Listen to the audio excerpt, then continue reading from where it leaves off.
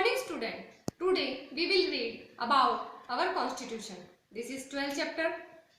What is constitution? Constitution is a set of rules and regulation. The way we follow many rules in our home. In the same way, the government and people of our country follow the rules that are written in our constitution. जिस तरह से हम अपने घर में कई तरह के नियमों का पालन करते हैं, उसी तरह हमारे देश की सरकार और लोग कई तरह के नियमों का पालन करते हैं जो कि कॉन्स्टिट्यूशन में लिखे गए हैं।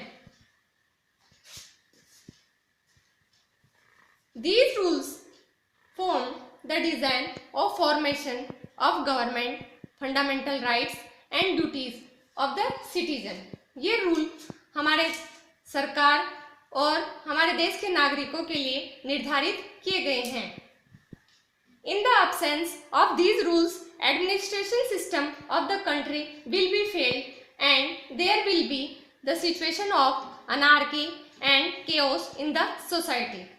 इन सब रूल्स के absence में यानी अनुपस्थिति में हमारे जो प्रशासन व्यवस्था है देश की वो फेल हो सकती है और देश में समाज में अराजकता और तानाशाह की स्थिति पैदा हो सकती है।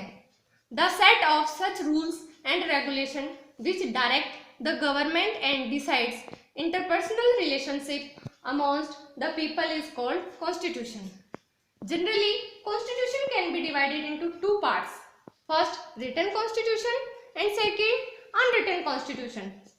A written constitution embodies all the fundamental and organic laws and principles in written form in a single document. Constitution को दो भागों में बांटा गया है, एक तो रिटन कॉन्स्टिट्यूशन, दूसरा अनरिटन कॉन्स्टिट्यूशन। रिटन कॉन्स्टिट्यूशन में सभी रूल्स, लॉज और प्रिंसिपल्स, सारे सिद्धांत ये लिखित फॉर्म में एक डॉक्यूमेंट में है। इसके एग्जाम्पल है India and USA, United state of America का जो कॉन्स्टिट्यूशन है, इंडिया का कॉन्स्टिट्यूशन, वो रिटन कॉन्स्टिट्यूशन है। सेकंड है अनरिटन यानी अलिखित constitution. An unwritten constitution does not include provision in written form. In fact, in this category, convention are followed in traditional way. अलिखित जो constitution है वो लिखित फॉर्म में नहीं है। इसके जो रूल्स हैं वो परंपरागत रूप से फॉलो किए जाते हैं। इसका एग्जाम्पल है यूनाइटेड किंगडम।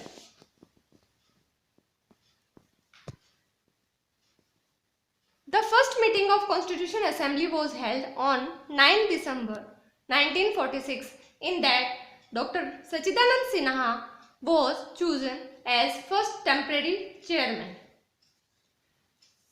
Constitution Assembly की जो फर्स्ट मीटिंग हुई थी, पहली जो सभा हुई थी वो 9 दिसंबर 1946 में हुई थी और डॉक्टर सचिदानंद सिन्हा जो है इसके पहले टेम्परेरी चेयरमैन बनाए गए थे। Later on, Dr. Rajendra Prasad was elected the permanent chairman of Constituent Assembly.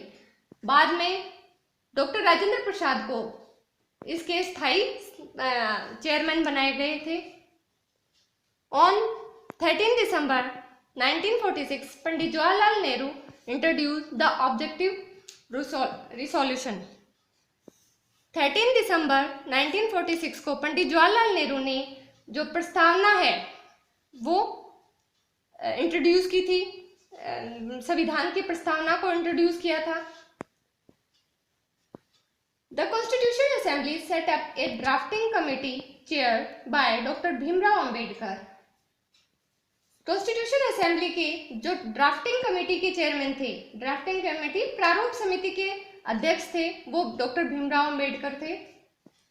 Constituent assembly took 2 years 11 months and 18 days to complete its task of drafting the constitution for independent India. इस constitution को बनने में 2 साल 11 माह और 18 दिन लगे थे। Total 114 days were spent on the consideration of the draft constitution. इसका प्रारूप तैयार करने में 114 days लगे थे। The constitution was passed by the constitution assembly on 26 November 1949। Constitution जो है पास हुआ था संविधान सभा में। हमारा जो संविधान है वो 26 नवंबर 1949 को बनकर तैयार हो गया था, लेकिन इसको लागू किया गया था 26 जनवरी 1950 को। Government of India declared 26 November as constitution day. इसलिए हमारे भारत की जो सरकार है कॉन्स्टिट्यूशन डे के रूप में 26 नवंबर को संविधान दिवस मनाया जाता है। Our country celebrate first Constitution Day on 26 November 2015। हमारा देश पहली बार 26 नवंबर 2015 से कॉन्स्टिट्यूशन डे के रूप में इसको सेलिब्रेट कर रहा है।